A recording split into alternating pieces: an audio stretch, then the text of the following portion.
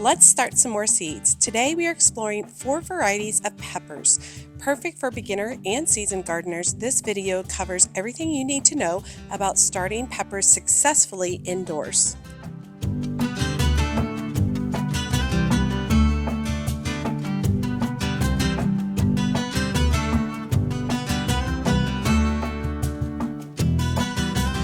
Hey y'all, it's Amanda and this is my Texas Zone 8 garden. And before we dive in, be sure to like this video, subscribe to the channel, and share it with a fellow gardening friend. Moving forward, I also have a Patreon account if you're interested in a more intimate gardening community that you can chat with, share photos with, and that you can gain more knowledge.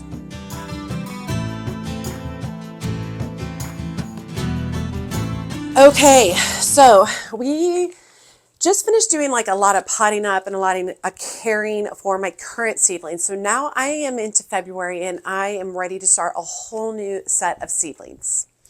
And today my focus is really going to be on peppers, and peppers are probably the best crop that I grow here in the North Texas area. Don't have a lot of luck with tomatoes, but peppers, I can grow peppers out the wazoo. And I'm really excited because the last few years I've done the same varieties because I've been trying to utilize the seeds that I already have.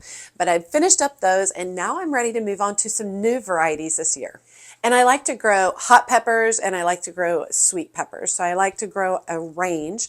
And this year I'm actually wanting to grow some peppers that I can use for spice this next year. So let's talk about, we're going to be growing 4 different varieties today. So basically I want to talk through the different varieties we have, and then I'm going to plant up each one in between. Starting peppers is super easy. It's the perfect time in North Texas to go ahead and start those inside and get them prepped for going outside. I will say that peppers benefit from hot heat. And so that's usually, they start producing for me a lot when we get to June, July, and into August. A lot of times I'll get an additional flush for them in late fall. Pepper plants can also be overwintered. Last year I dug them up, brought them inside, and then just went and planted them back out when the spring came, and they did great. This year I actually left several of the pepper plants outside, so I'm going to see if they end up coming back from the root or not. If they do, great. If they don't, well, obviously I have some more to replace them with.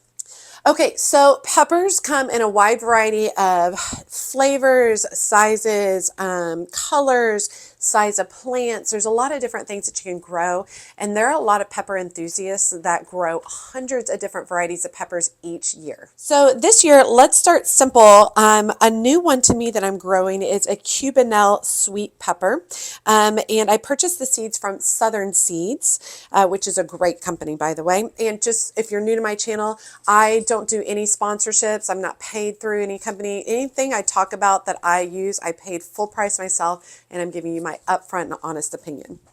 Okay, so Cubanelle sweet peppers, they are a mild sweet pepper with thin walls, which are ideal for frying and stuffing, that sounds great. It matures from yellow to green to red. So I'm really excited about giving those a try. I'd like to be able to just cut them up and throw them in different bakes or different chilies or stir fry or whatever. And then they're also supposed to do okay freezing. So I would love to be able to freeze them and then use them throughout the winter. Okay, getting started. Now, I do not have my typical seed mix with me today. I usually use the Burger BM7, but I haven't had time to get out there to Homegrown Plants, which is in Farmersville. It's a little bit of a drive for me.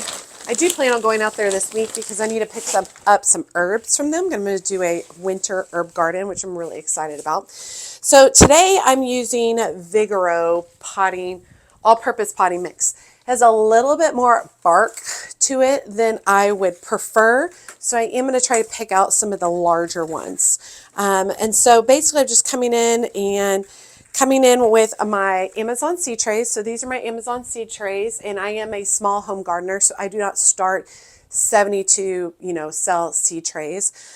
It's rare that I need 72 of anything, except apparently petunias, which I grew 8.5 flats this year. And so these work really, really well for me. It allows me to, only start a few of the seeds, and it allows me to give the conditions that it needs for just those few seeds. I don't like to put a bunch of different seeds in one container, like a 72 cell. I don't like to put like 4 or 5 different types of seeds in them because most seeds all need different types of conditions, different amounts of time, different heat. They all need different things. So this is a really good way for me to do it. So you have a water reservoir, you have the 12 cell container, and then you have, if I can find it, the humidity dome on top with a dial. So really, really good. And we are doing 4 varieties of seeds today, so I am going to go ahead and fill 4 of my containers. And I'm just going to come through. I'm starting with dry soil, although this soil is a little bit moist because I picked it up from the big box store and it had been out in the rain. But I typically work with all dry soil. So if you have big pieces of bark, I just throw that to the side. I just come through and I use a couple of fingers to push down and then wipe across with my finger just like that. So this one, peppers like to have a little bit of soil over the top of them. So I'm not going to fill this up too much. And go ahead and do 4 of those containers.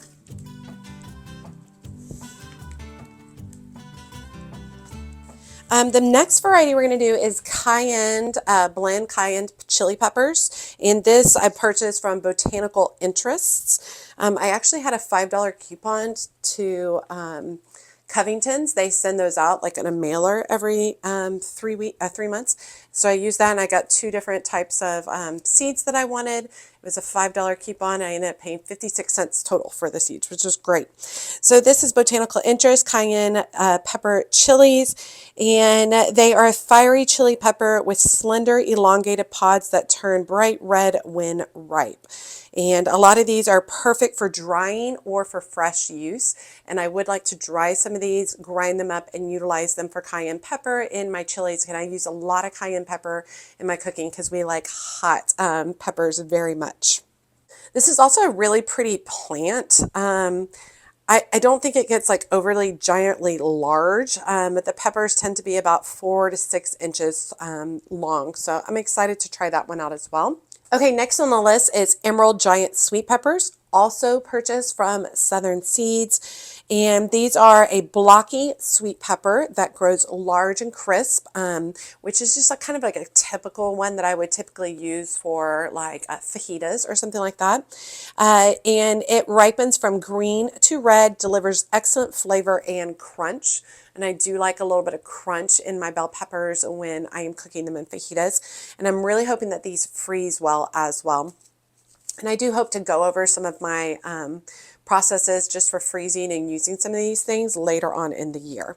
Okay, and then the last one on my list is Poblano Ancho Grande peppers. These seeds are also from Southern Seeds, and this is a mildly spicy pepper with a rich, smoky flavor. It's used in fresh dishes or dried as ancho chilies for sauces and seasonings. So a poblano pepper, when it's fresh, is called a poblano.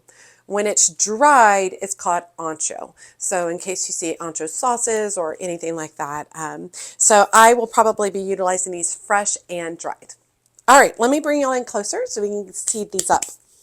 All right, let's go ahead and start with the cayenne. Super excited about growing these this year. You know, this year I decided not to grow tomatoes, although Kristen gave me some tomato seeds to start for her, but I'm not growing them in my own garden. But I'm really excited that I'm not going to be dealing with that this year. Tomatoes just make me sad. Every year it's a battle. Every year it's disappointing. I'm over it. I don't want to do it anymore. And look at those beautiful flakes. So it's about 25 seeds. So I'm going to go ahead and just put 2 in each of these containers. And if both of them end up germinating, then I can cut one out, or I can prick one out and put it in another container if I want. I can't imagine that I would need more than 12 cayenne pepper plants. Pretty much I'll pass some on to Kristen, and I'll pass some on to my friends, Crystal and Richard. They like to grow some peppers and stuff as well. So there are actually 26 in here. All right, and I'm going to go ahead and press these down a little bit and making sure that before I go to the next one, I'm making sure that it's off my finger because this soil is a little bit moist, like I was saying. And when it's moist, it kind of tends to move from one container to the next. Okay, and then this needs just a very light covering of soil. So, and it's hard to do that when the soil is a little bit moist, in my opinion. Okay, so I'm putting my label, and I'm going to go ahead and putting today's date on it so I have reference of when I started. And so you'll see this video at a different date, but I started these on February 1st. So with that in mind, I should have gone ahead and filled up all of my water reservoirs so that it can start soaking up moisture. And when I'm starting with dry soil, I just go ahead and fill up my trays about 50% of the way, which tends to work well. And then there's holes at the bottom of these seed cells, so it just soaks up the water from below. I water all my trays like this as well, all my seedlings like this as well. I just pull out this top tray and fill up the water reservoir and then put the seed cell tray back in. And you can see how quickly that soaks in, which is super fun. Okay, next we're going to do the Poblano, which I'm super excited about. I think that's what they make chili rellenos with. So there's 25 seeds in here as well. So we're going to put 2 in each tray, or each seed cell. And these are kind of big pepper seeds. Sorry if my voice is squeaky, I have a cold. I commented the other day that I had a cold, and somebody commented about taking zinc and vitamin D and B. Girl, I do all that stuff. I totally take all that stuff. So I actually had quite a few seeds. There's definitely more than 25 in here. So I'm actually going to save these last few. All right, so going to go push these down. And once again, this is moist. So we just want to make sure that I'm not moving the seed.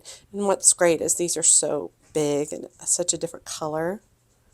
It's easy to tell if you've moved them from one cell to the next. All right, just like that. And then we'll add just a little bit of soil on top.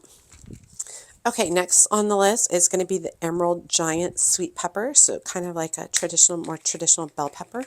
25 seeds in here. If you haven't shopped at Southern Seeds, you should definitely check it out. Their prices are amazing. They run 50% off sales all the time. So I'm really excited about that. And I totally just dropped a seed somewhere around here. Oh, there it is. Went over there. But Southern Seeds, they have a great selection, great prices. So if you're starting your seed starting journey and you want to start inexpensive but good quality, start with Southern Seeds. It's a good company. Or if you're just looking to up your game, Southern Seeds has great options. And I dropped another one in there. It's fine, it's fine, it's all fine. Okay, instead of pressing them down with my finger right away this time, I'm just going to kind of come across with the soil first. I think that might work better. And then hopefully now the seed is underneath the soil, so hopefully it won't get stuck on my finger. And I always run my finger around the edge to get any excess soil off so that the lid sits better. Okay, and then the last variety is the Cubanelle, which I'm really excited. These are kind of long and lanky, thin ones. Super excited about this pepper. A lot of people said that I should grow this pepper. My freezing process for peppers is literally chop them up. And as long as they're nice and dry, I just pop them in a Ziploc bag and throw them in the freezer. Works great. Peppers are good for freezing. And if I'm really on my game, then I will go ahead and pre-dice or pre-slice like long pieces, depending on what dish I'm preparing them for. I'll do that before I freeze it, so when the time comes out and to use it, it's already, like, that's one thing that's already done for me. Okay, so now that we have all of them sown in the containers, we're going to put lids on top, making sure that our dial is closed because we want the humidity to stay in here so that the seeds, the outer part of the seeds, will soften and it will be easier for the seed to germinate. Okay, so let's talk about peppers. Each of these peppers has a different germination date and a different days of maturity. So I'll go ahead and go through those and put them down below so you guys can see. So first, for the cayenne peppers, they germinate in 10 to 14 days and their days to maturity is 70 to 80 days.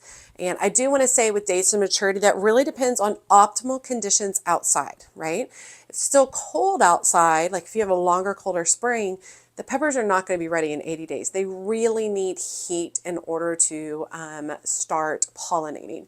And so the 70 to 80 is with absolute ideal temperatures and conditions outside. Just know that. Next is the emerald giant sweet peppers, and those germinate a little bit faster at 8 to 10 days, and their days to maturity are 75 to 80 days.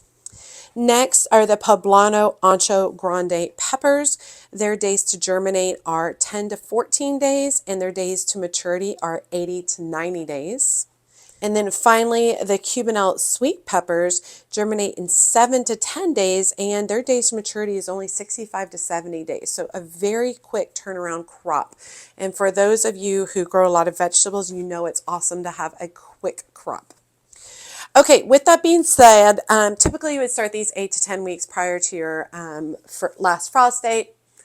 I kind of throw all that out kind of the window. I mean, my last frost date is like the second or third week in March this year, so I'm about 6 weeks out. It's fine. There's still time. Even if like it says start them 8 to 10 weeks, you can still start them later. It's totally fine, especially in an area like this where I know that I'm going to get hot and these particular seeds are going to love that. So they're going to love all the hot weather. So we planted these at 1/4 of an inch deep and then we put soil on the top. So, and then they need to have about 75 to 85 degrees to germinate. So they definitely need a heating mat. The ambient temperature of my house is typically about 68 to 70. When we're colder, it stays closer to under 70. So I've got heat mats up here. I need to plug one in. Hold up. Okay, so I've got 2 heat mats up here. I've had a lot of people ask me how many heat mats I have. I have 4 total, but it's rare that I need all 4. Like it just doesn't happen very often. And I've collected those 4 over the years. I don't have those big, massive seed mats. It makes no sense for my space. I think that's more of like, you know, someone who's growing like a farmer, cut flowers or a lot of produce and seeds. But I have no space for something like that. All right, so we'll go ahead and put them on the heat mats, and the heat mats are on for 16 hours a day.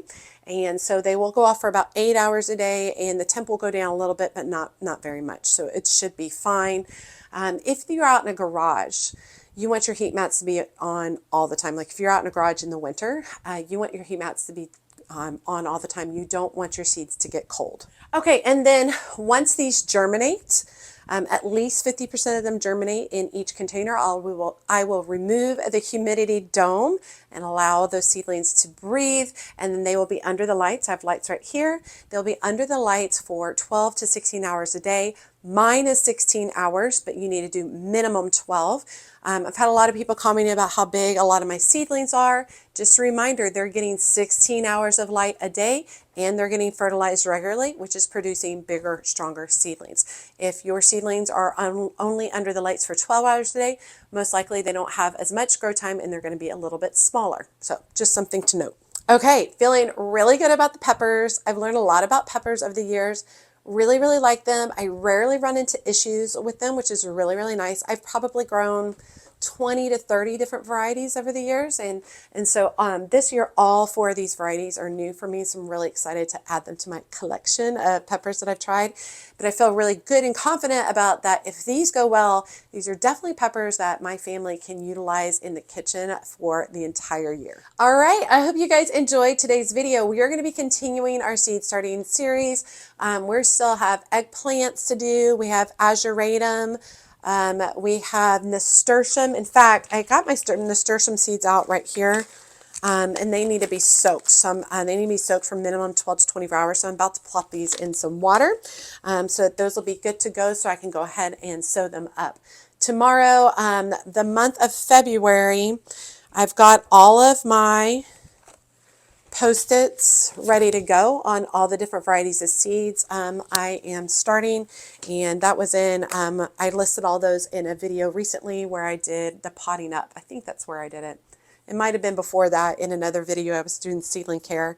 But asters, cucumbers, coleus, alternathera, basil, perea, cosmos, strawflower, honeywort, Joey's lamb's tail is what I currently have on here to start. So really, really looking forward to February and moving forward with all of that. All right, as always, make sure you like the video and drop a comment below. Every time you drop a comment, it helps grow my channel so much. If you don't feel comfortable leaving a comment, just drop me an emoji below, letting me know that you made it to the end of the video and that you say hi. And you can find me on my social media outlets, including Facebook, Instagram, and TikTok. If TikTok goes dark, you can find me on YouTube Shorts. I also just started my very own Patreon. I'm not allowing the group to grow real big on Patreon. I'm trying to keep it very small and intimate to start off with as I learn how to use that platform. It will have exclusive videos. It will have chat and picture capabilities, voting capabilities, suggestions for future videos. The real big deal is that it creates kind of a close-knit community of gardeners where we can share everything that's going on in our gardening lives and learn from each other. So I'm super excited about that. It has been in the works for a couple of years and I finally took the step to get it going. So I'm very excited about that. As always, she's a mad gardener or a decorator or anything else that she wants to be. Thanks, y'all.